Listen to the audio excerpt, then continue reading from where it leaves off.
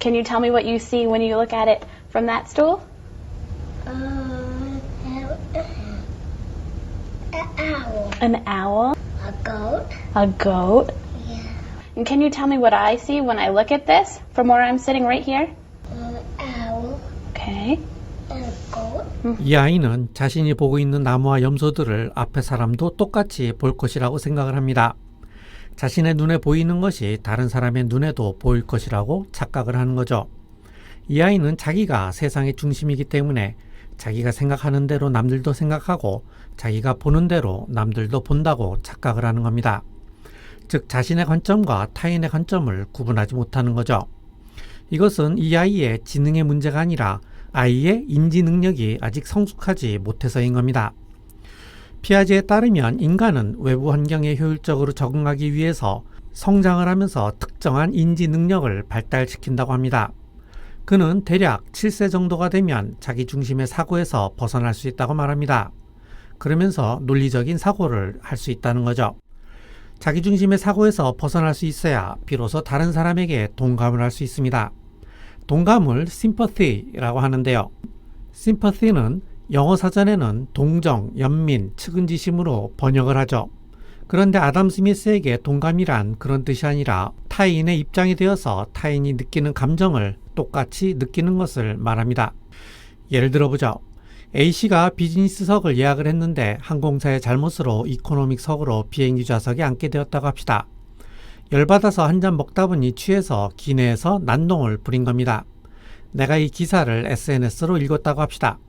이때 나는 어떤 공평하고 냉정한 관찰자를 상상합니다. 그리고 이 관찰자가 A씨의 몸으로 들어가서 빙의를 하죠. 나라면 어쨌을까? 한편으로서는 이 상황에서라면 나라도 난동을 부릴 만도 했겠다 라는 판단을 할 수도 있고 그래도 난동을 부리면 안 되지 라는 판단을 내릴 수도 있겠죠. 자, 이러한 판단은 이기심도 아니고 이타심도 아니고 동정심도 아니고 자비심도 아니에요. 이건 그냥 나의 상상 속의 관찰자가 A씨로 빙의를 해서 그의 입장이 되어본 것일 뿐입니다. 이것이 바로 아담 스미스가 말하는 동감의 의미입니다. 그렇다면 사람은 어떻게 이렇게 자기중심의 사고에서 벗어날 수 있는 걸까요? 그리고 사람은 어떻게 다른 사람에게 동감을 할 수 있는 걸까요? 이것이 바로 오늘의 이야기입니다. 잠시 후에 시작하겠습니다. 5분 뚝딱 철학 생각의 역사가 2권의 책으로 출간되었습니다. 유튜브에 있는 160여 개의 영상을 체계적으로 책에 정리하였습니다. 책에는 QR코드가 있어서 책과 유튜브를 번갈아 볼 수 있습니다.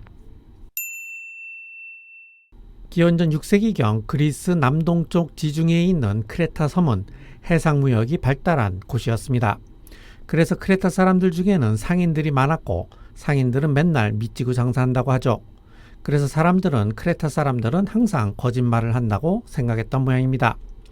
그런데 크레타 섬에 사는 에피메니데스는 이런 말을 했습니다.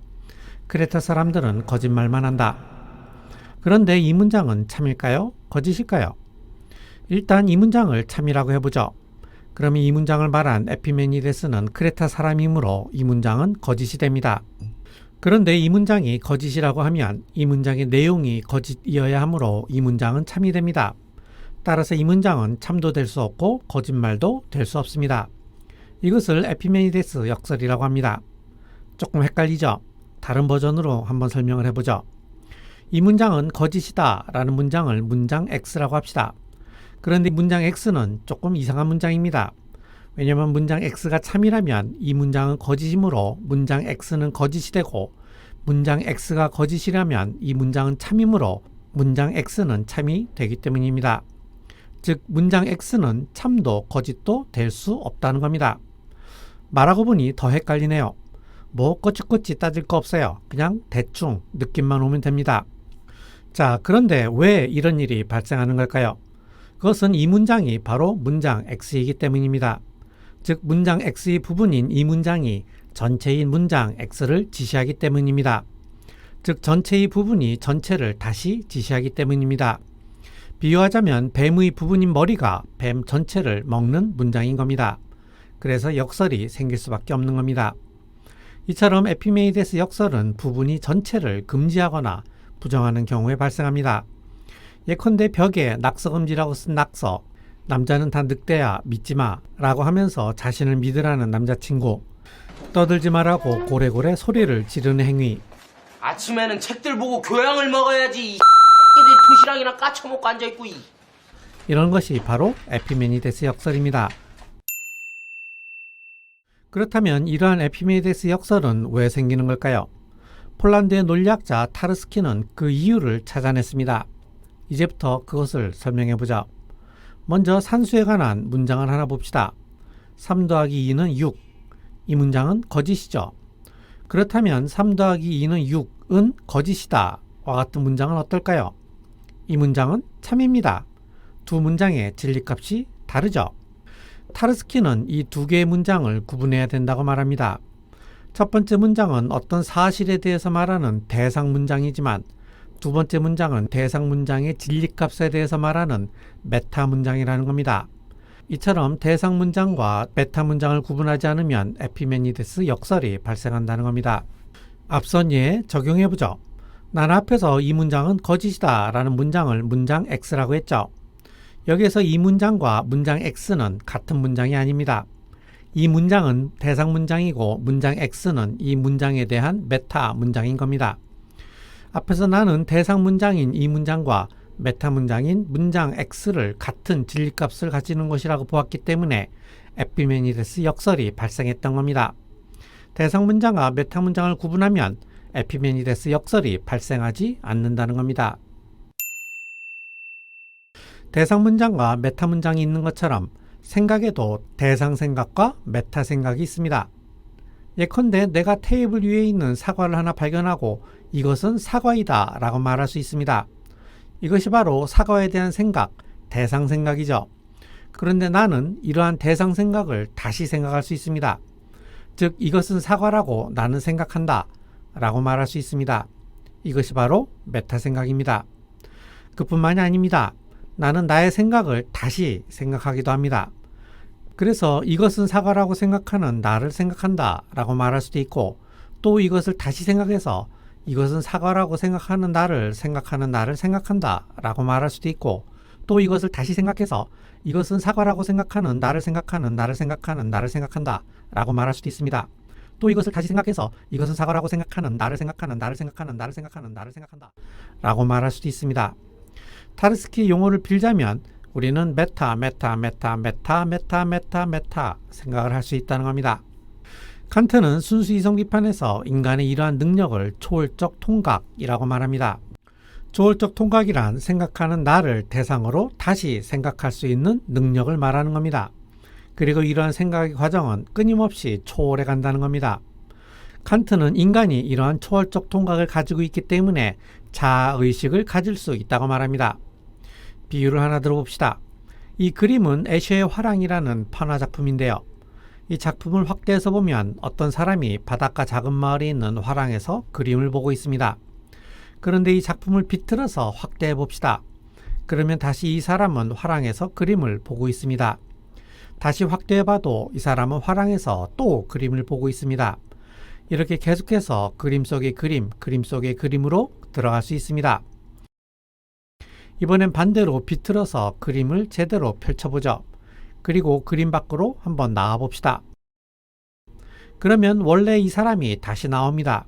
다시 그림 밖으로 나와도 마찬가지로 이 사람이 계속해서 나옵니다. 그림 속의 그림으로 들어갔던 것처럼 그림 밖의 그림으로 계속해서 나올 수 있는 겁니다. 호프스테터는 인간의 생각도 이와 마찬가지라고 말합니다. 인간의 생각은 이처럼 여러 층위로 되어 있고 생각하는 활동은 이러한 여러 층위를 오르락 내리락 한다는 겁니다.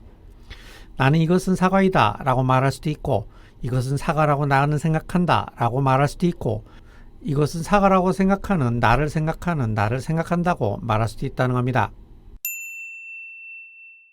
그런데 우리가 어떤 말을 하면서 매번 대상 생각과 메타 생각 그리고 메타 생각을 구분하지 않습니다.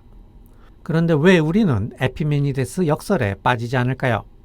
타르스키에 따르면 우리가 대상 문장과 메타 문장을 구분하지 않기 때문에 에피메니데스 역설에 빠지는 것이라고 하는데 우리는 매번 이렇게 복잡한 메타 생각을 하면서도 왜 에피메니데스 역설에 빠지지 않는 걸까요? 거기에 대한 해답은 바로 이 그림 속에 있습니다. 우리는 이 그림을 보면서 그림 속의 그림, 다시 그림 속의 그림으로 들어갈 수도 있고 거꾸로 그림 밖의 그림으로 나올 수도 있습니다. 그런데 길을 잃지 않고 원래의 그림으로 돌아올 수 있는 이유는 무엇일까요? 그것은 바로 이 판화의 가운데에 새겨져 있는 바로 이 마크가 있기 때문입니다. 이 마크를 한번 확대해 보죠. 여기에 MCE라는 글자가 나옵니다. MCE는 이 판화를 만든 마우리츠 코르넬리스 애셔의 약자를 말합니다. 즉 작품을 만든 사람이 가운데 중심을 잡고 있기 때문에 그림 속의 그림으로 빨려 들어갔다가도 다시 원래의 그림으로 돌아올 수 있다는 겁니다. 마찬가지입니다. 인간이 이처럼 이것은 사과이다 라는 생각과 이에 대한 메타적 생각을 하다가도 한순간에 이것은 사과이다 라는 생각으로 돌아올 수 있는 이유는 인간에게도 이러한 MCE 마크가 있기 때문입니다. 인간에게 이 MCE 마크는 바로 자아 개념입니다. 인간에게는 이러한 자아 개념이 있기 때문에 메타적으로 생각을 하다가도 원래의 자신의 생각으로 돌아올 수 있는 겁니다. 이처럼 우리는 여러 차원의 생각을 넘나들며 할 수 있습니다. 우리 자신의 생각에 대한 메타 생각을 할 수도 있고 또 메타 생각을 할 수도 있습니다. 이처럼 자신의 생각에 대한 메타 생각만 할 수 있는 건 아닙니다. 타인의 생각으로 들어가기도 합니다. 앞서 이야기한 것처럼 타인의 관점에서 세상을 볼 수 있기도 하고 상상 속의 냉정한 관찰자로 빙의를 할 수 있기도 합니다. 그러면서 다시 타인에 대한 메타 생각도 할 수 있습니다. 이렇게 보면 우리의 생각의 네트워크는 무한히 확장이 될 수 있습니다. 예를 들어 봅시다.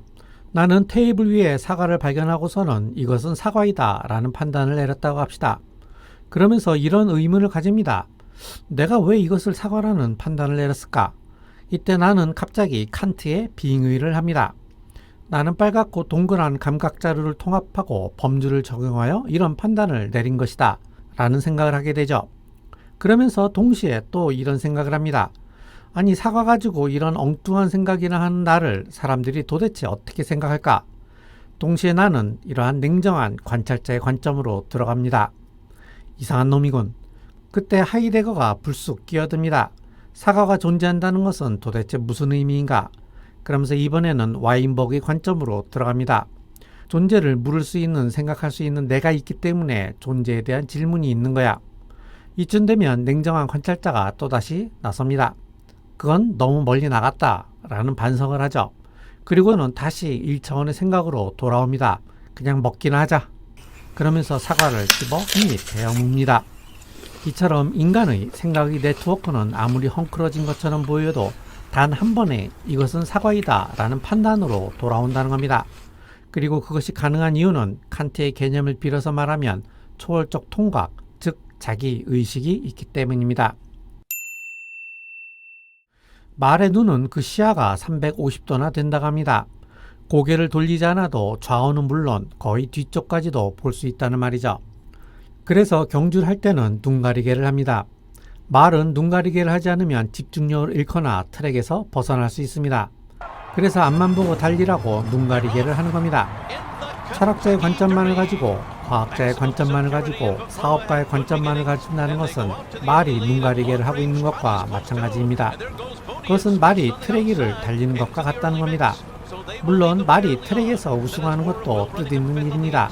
한 분야에서 전문가가 되는 것도 대단한 일이죠. 하지만 인간은 말이 아닙니다. 더군다나 인생은 경주가 아니죠. 경주에는 정해진 트랙이 있지만 인생에는 정해진 트랙이 없습니다. 어디로 달리든 그건 내 자유죠. 때에 따라서는 그 자리에 주저앉아도 상관없습니다. 어찌 보면 인생에서 중요한 것은 달리는 것이 아니라 어디로 가야 할지 결정하는 것일 수도 있습니다. 그런데 어디로 가야 할지 판단하기 위해서는 조금 더 멀리 볼 줄 알아야겠죠. 그래서 시야를 넓혀야 하는 겁니다. 시야를 넓힌다는 것은 메타 생각을 한다는 것을 의미합니다.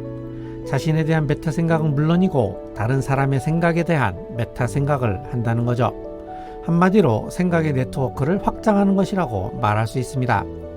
그렇다고 해서 길을 잃을 걱정을 할 필요는 없습니다. 우리의 생각이 아무리 헝클어져 있는 것 같아도 자기 의식은 길을 잃지 않고 언제나 자신의 위치를 알려줄 것이기 때문입니다.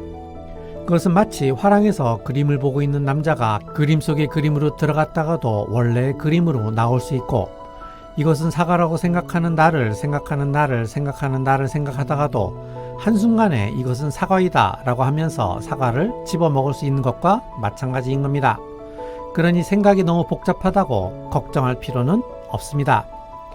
자기의식이 있기 때문입니다. 오늘 이만 마치죠. 감사합니다.